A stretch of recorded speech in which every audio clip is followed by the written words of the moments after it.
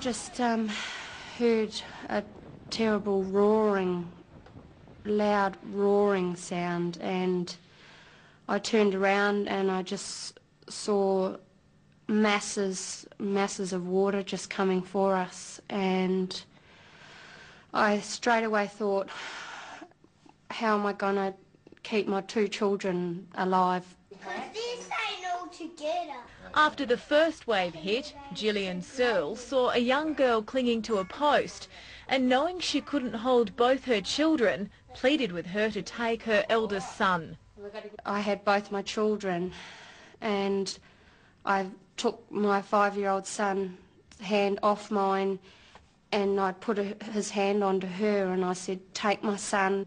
I didn't want to do it. It was hard letting go of making him take his hand off mine. I could feel him squeezing me. He said to me, don't let go of me, Mummy, you know, but I knew I had to. While Gillian was fighting for her life, her husband was desperately trying to get down from their hotel room to help his family. The water level was too high and he couldn't open the doors. And then I found a bar on the ground, and I tried to sort of get that into the door and leave the door open. And the second one came, and I just held on to there was a bar there, and I jumped up onto the top of that. And I was just screaming, and I just wanted my husband, and it felt like an eternity before I saw him, and then I saw him, and I said to him, I've lost Lockie. After the second tidal wave passed, Bradley found his wife and baby son, but there was no sign of Lockie, and Gillian was beside herself with fear. I just said to him, I said, you don't understand, you have to find him, because I let go of him. I gave him to somebody else and I let go of him, and I can't live with that. There's no possible way that I can live my life knowing that I took his hand off mine. I was trying to search for him, and I yelling out, but all the car horns were stuck on and cars had just been slammed into walls. That's like a crocodile. For 2 hours while his parents searched the grim water, fearing the worst, brave little Lockie was alone in the dark, clinging on to a door frame. I think when I was up the water, I see the door, so I was holding on to the door because I was putting my finger through the other closed door. Then we could hear people saying, Lockie, Lockie, it's Lockie, it's Lockie. All the people that had been looking said it's... And the policeman carried Lockie to me, and he was perfect. 4, 5... Despite some injuries, the Searle family know they are the lucky ones. It's very sore and swollen, and I bruised myself here. It can only go 2 ways. It can either be a really happy ending, or it can be a really bad ending, and luckily it was a happy ending. After their brush with death, this family are quite happy staying at home for a while. And it's Christmas all over again for brave little Lockie. We're taking him to the toy shop today, and we've told him he can have whatever toy he wants. This week the world has learned a lot about tsunamis, too much in fact.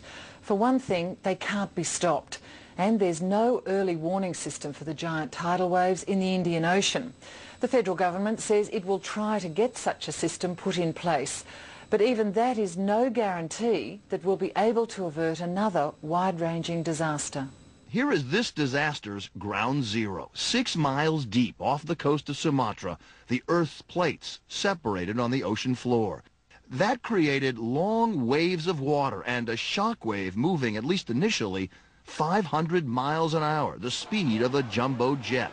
And when those waves neared shore, well, they had only one place to go. The scenes from thousands of miles away of the helpless, of children, of everything being swept away. All that, of course, nothing short of heart-wrenching. But the reality is the world has long been under attack by tsunamis, mostly in the Pacific, and never on the east coast of the U.S., at least not yet. Some scientists say, though, it's a matter of when, not if. Just look at the scenes from some popular science fiction movies, like The Day After Tomorrow and Deep Impact. Well, it sounds like science fiction, but the real situation is that we have a group of volcanic islands called the Canary Islands off the coast of northwest Africa. They're active volcanoes, they're very unstable, and one of the islands, La Palma, has a volcano called the Cumbre Vieja on it. Professor Maguire has been studying the active La Palma volcano, which began to collapse in a 1949 eruption. But that collapse didn't fully happen. Instead, half the volcano moved just a few feet down the slope. A massive chunk of rock, maybe the size of Manhattan Island, started to slide towards the sea. At some point in the future, that whole mass of rock will drop into the North Atlantic, and it will generate waves, which we've modelled as being maybe 300 or 400 feet high initially, but being maybe 50 or 60 feet high when they hit all down the east coast of the US and Canada. Maguire says his group believes that when the volcano next erupts, 20 years from now, 200 years from now, there's really no way to know. When that happens, the molten lava will heat trapped rainwater that is collected in the rock for centuries. The pressure will be too much, and 500 billion tons of rock, 500 billion, will plunge into the North Atlantic. And that could create a landslide-based tsunami with